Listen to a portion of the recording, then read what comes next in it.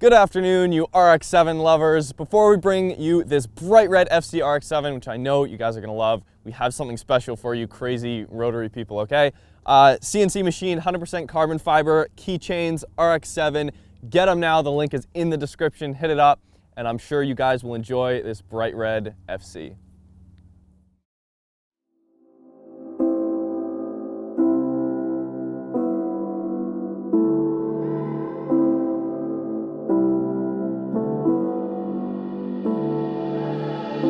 Standing in a glass bowl at the end of a black hole, cold, lost and upside down. Faces swirling past me, all my memories rolling vastly, cold, lost beneath the ground. All done by my own hand, I allow my feelings to become sand. If you're gonna cut me down, do it quickly now. You can cut me down, but I won't stay for long.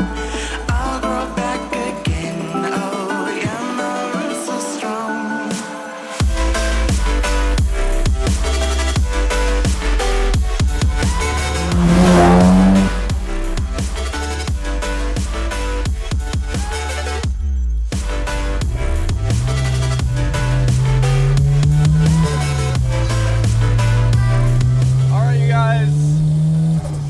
Like a childhood dream come true.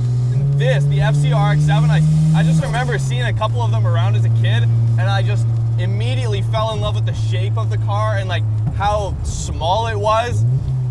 When I just thought of a sports car that I would picture myself just totally ripping up the neighborhood in, it was either an FC RX-7 or a Viper. So to finally get into one of these cars is great. This one looks very tastefully modified. It's got a massive wing. Some would not call that tasteful, but that is completely up for debate in the comments of this video. And no power steering, no AC, no ABS, no traction control. You don't need any of that, all right, in an 80s Japanese sports car. This is one of the classics. I'm incredibly excited, and already, I mean, the steering is good. These cars are incredibly light, and rotary engines love to rev, which I'm incredibly excited about. The sounds are great. The exhaust looks sick. And you hear the turbo actually so loud through the firewall here in the front. A couple pops already. Oh, this is really good stuff. Lots of rushing air. And the power just keeps building. That's what I love about rotaries. It's what you love and what you hate about a rotary, and it's why a lot of people swap V8s into various rotary-powered cars, whether it be an FC or an FD or whatever. But basically, this is like a 4,000 RPM or higher kind of car. That's essentially what this is. It's running about 340 at the wheels currently. It's not until you get up in the rev band that you can actually hear the distinct sound of the rotary engine. Anything below that, and it's pretty much just drone and turbo noise, but a lot of drone. But when you really get up, you know, between 5 and 7, that's when you really hear that distinct noise coming from the back there. Right there, that's what I'm talking about. Oh, this is good. It's been too long since I've driven a rotary. Every time is a new experience.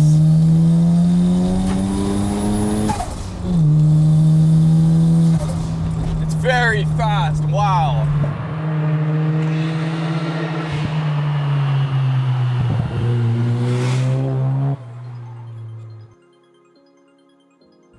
I'm Jared, this is my 87 RX-7. I had an NA FC, which was my first RX-7, and it actually was about 3 cars into one. So it had a black interior because it had a whorehouse red interior. This car had a gray interior, so pretty much a lot of the parts were already on the old car, which I took off onto this one. The wheels, the diffuser, the side skirts. I think it was the body. The body started first. Side skirts, diffuser, exhaust, After body was engine, and then the interior went back in. So I started doing some research on what could get me to 350. Pretty much everyone said I had to rebuild the motor and port it, and I'm still running the stock Reman motor. Large, way overkill intercooler, and I didn't really go with like the complete front mount. I wanted to keep it further back so I had shorter piping. Yeah, I took it to force fed and it did 360 on the dyno, and then they dialed it down just a little bit for reliability because it had too much boost creep with an older 90s turbo, so I'm sitting at 340 right now.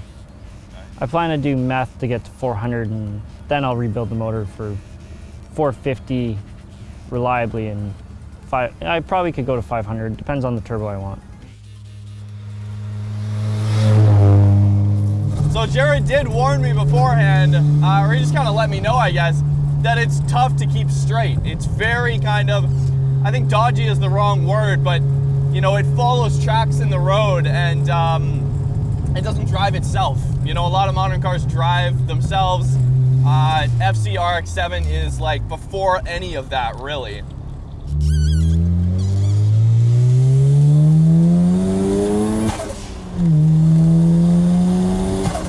So aggressive. So aggressive.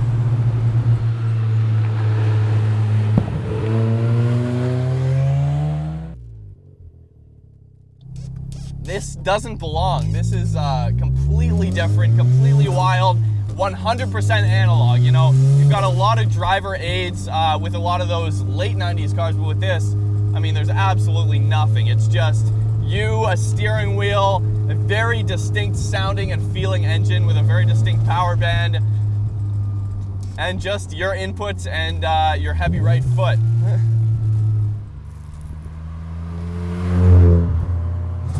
Yeah, there's not much before 4,000 RPM. Again, that's a lot of the reason why, I mean, hate it as much as you want, but why a lot of people stick LS engines in these cars and various other V8s.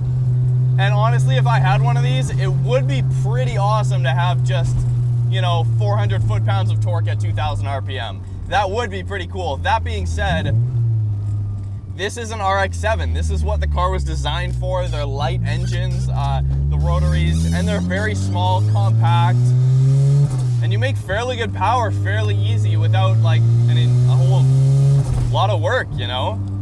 Bolt-ons will get you very far in these cars, and while I don't have any personal experience, I have talked to, you know, a few RX-7 owners. Some will say they really like to blow up, which I've seen before, and others are just super stoked on the engine and wouldn't have anything else in the car, which I can respect. I would say, personally, if I had an FC, or honestly, even an FD, I would probably put a V8 in it, not gonna lie. Oh yeah. Oh, it feels so light. I mean, aside from this incredibly squeaky hub here, it's giving me all the right sounds and all the right feelings. No power steering just brings you right back. It really reminds you that you're piloting, even though this car is 2,600 pounds, you're piloting a very heavy thing down the road. Like in the big scheme of things, this isn't a go-kart, right? But in the scheme of cars, this is 340 wheel horsepower. This thing's fast. All right, so shifting feel. Oh yeah, that's a lot of power. Shifting feels really good, actually. Probably the closest and notchiest shifter I've ever felt in my life. Like it really requires some might to get it into gear. It kind of reminds me of the Viper SRT 10 gearbox. Although this doesn't have 8.4 liters, it's only got 1.3 liters to deal with. Oh man.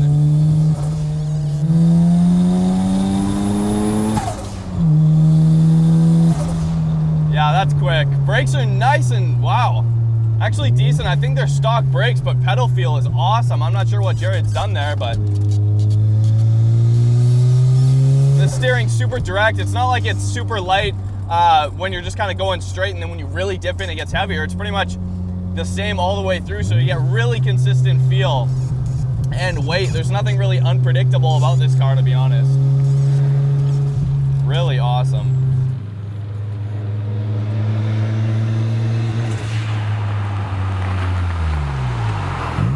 once it's up in the higher RPMs, it just goes. It is scary, but the next focus is going to be more power down low, so I'll have to size the turbo accordingly and the ports accordingly. The rest of the interior, I want it to be pretty stock. That's why I molded the speaker pods into the doors. In this actual car, the speakers were under the dash. It didn't until an S5, which is like a 91 FC, the speakers didn't change to the doors till then. So the stereo, I just like stereos, and it's more for sound quality than sound pressure level. I will eventually get the carbon Kevlar side skirts to match. It's on the list. There's a list about this long still. My center console consists of earplugs and Tylenol, and I'm actually dead serious. Gears are sometimes a little bit tough to find with the shifter, but when you do nail it, it feels really awesome. Like, it takes a lot of input. Nothing in this car is easy. You've got to work for your speed in this power. You've really got to rev it out, but when you do, it's so rewarding, so incredibly rewarding. With the sounds, with the power band. And after 4,000, turbo spools up pretty quick, but it's still really smooth. It's not like a big hit or anything. Yes. So much yes for this car. This is pretty much everything I imagined an FC to be. Even more analog than I expected it to be. It's just all 80s. This is so cool. You know, it's not, the engine note isn't too crazy. It's not overpowering at all. It's definitely droney. I mean, no wonder Jared has freaking like, no wonder Jared has earplugs and Tylenol, like. That being said, the rotary makes this car just a classic. If I was to have a collector's car and like a stock example, absolutely I would keep the rotary engine. That really keeps the spirit of the car. So the FC RX-7 to me, back when I was a kid, was really one of those cars that I saw once or I saw twice, and it was the classic sports car shape, and honestly I fell in love with it. And I can't believe it's taken us this long to finally get behind the wheel of one, because this is what I used to think when I was a kid, before I could even drive. This was one of the classic sports cars. A red FC RX-7. I mean, I looked at these and I was just like, I'm gonna look so cool driving around in a red FC RX-7. I didn't know what FC meant when I was that old, or that young rather, but all I knew is it was a cool car. It was really cool. I'm so glad I finally got to drive an FC. I haven't even mentioned before, you know, on the channel that this is, you know, one of those cars that I look at that's just classic Japanese styling, and it pretty much has everything I want if I was to have a just solely dedicated weekend car. Front engine, rear wheel drive, no electronics, that's a big thing, and just simple, easy to use controls. And yeah, you know, something that takes work to drive. That's what I like. That's what I really like about this car. So hope you guys enjoyed it. Thanks, Jared, for being on the show and letting me drive your car. Hit us up on Facebook, Instagram, and all that good stuff. And we'll see you guys next time.